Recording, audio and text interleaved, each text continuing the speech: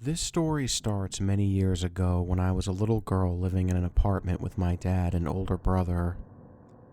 I used to hate going to bed early and often snuck out of bed to just run around the living room in the middle of the night.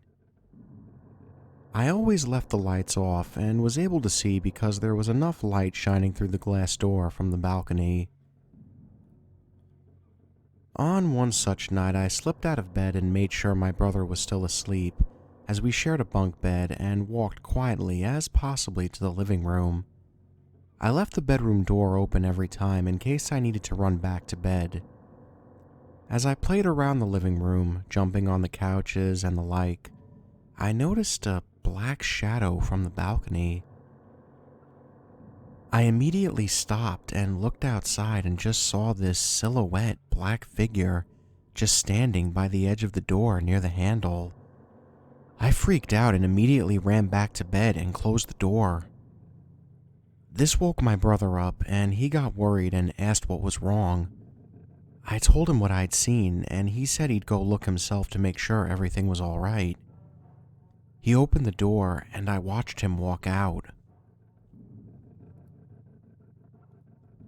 A minute later, he came back in and said he didn't see anything, so it must be okay now. I accepted the answer and went back to bed.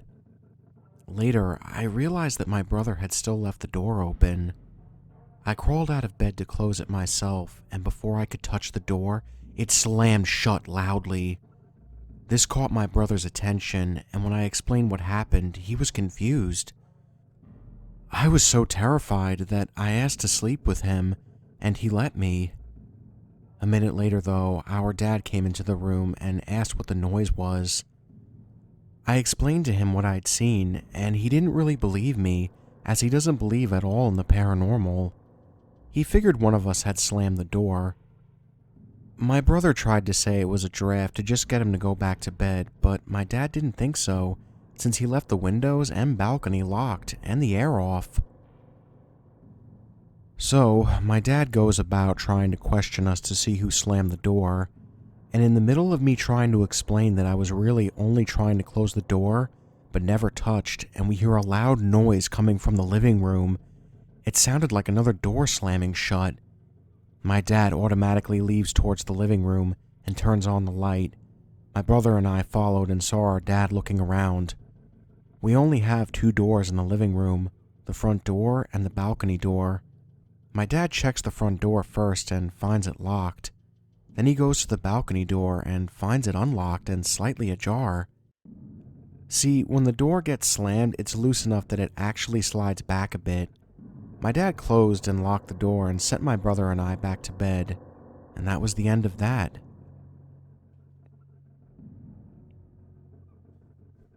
For a few more years, we lived in that apartment, and every now and then I'd see that black figure and hear a door slam, and sometimes the pillows on the couches were on the floor. My dad always thought of a logical answer, and my brother and I started to ignore it since our dad was doing the same. We moved out once my dad got remarried to my stepmom and lived in a 2-story house. My brother and I figured, new house, new story. We ended up getting a dog and 2 cats. For a little while, it was normal, until my stepmom asked me one morning if I had folded the dog's blanket. I said no and told her I hadn't even touched it. She accepted my answer and then asked my brother. He said no as well and asked what this was about. She replied that she had found the blanket perfectly folded and on top of the washer machine. This was incredibly odd as the dog slept in her bed on the floor and hated her blanket being taken away. We only ever touched it to wash it, and it had just recently been cleaned. Well, our stepmom was very quick to believe it was the work of a ghost. She explained to me that she had seen ghosts before when she was younger. My dad, however, remained adamant that ghosts just weren't real and said one of us had probably folded it and forgot about it. We moved on with our day, but that was only the beginning. I started to see the same black figure again, and it was always by an open door right next to the handle. I started getting really scared because I had started sleeping with my door open so the cats could get in whenever they wanted. I tried to ignore it and just sleep, but whenever I hear my door creak, I was too terrified to look and always waited until I felt my cats on my bed before I'd look. One night, I was staying up late to do homework and I heard my door creak, so I turned right away, not really thinking and just wanting to see my cat for a break. Instead, I saw that black figure and my heart stopped. I was just frozen. After what could have been more than 10 seconds, the door just slammed shut and I screamed. My stepmom and dad came running in to see what was wrong, and I frantically told them what I'd seen. My dad just thought I was tired and seeing things, but my stepmom listened and told me to just wait, and she'd be right back. When she came back, it was with her rosary, and she hung it on my door handle, telling me to keep what I saw away, and that if I saw it again to go straight to her. It was after this incident when I started having things happen at my mother's house. Every day, like clockwork, you'd start hearing these creaking sounds from the ceiling after 6 p.m. and until 3 a.m. My mother and her husband brushed it off as the house settling or the pipes, but my brother and I both agreed that it was just too weird for it to be in a time frame.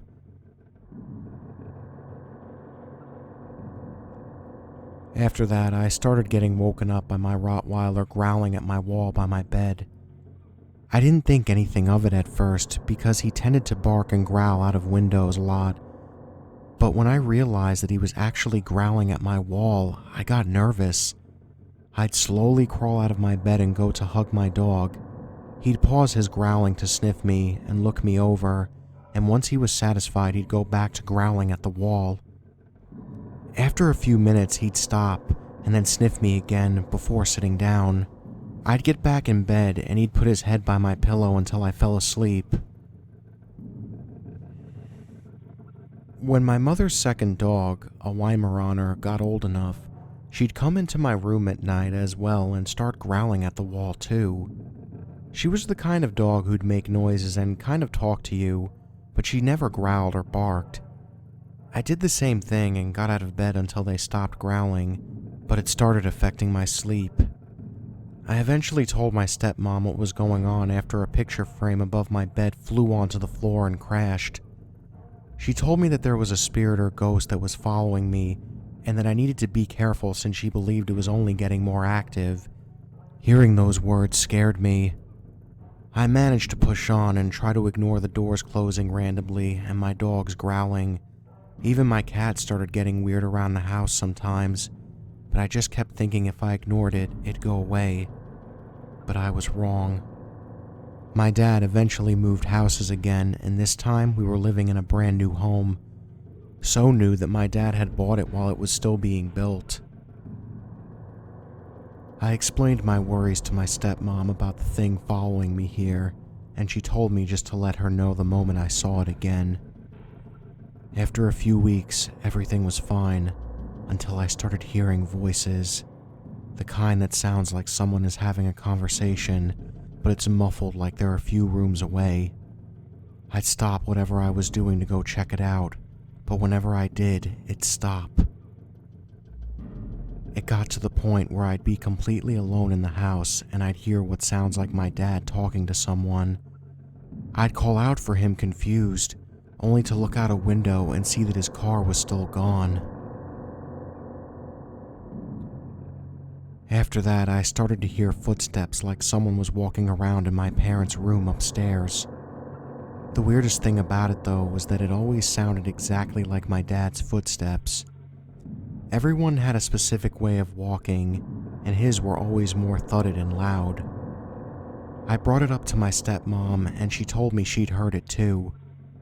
She then explained to me it was coming from her closet and that sometimes she'd walk in to find boxes from the top shelf right in the middle of the floor.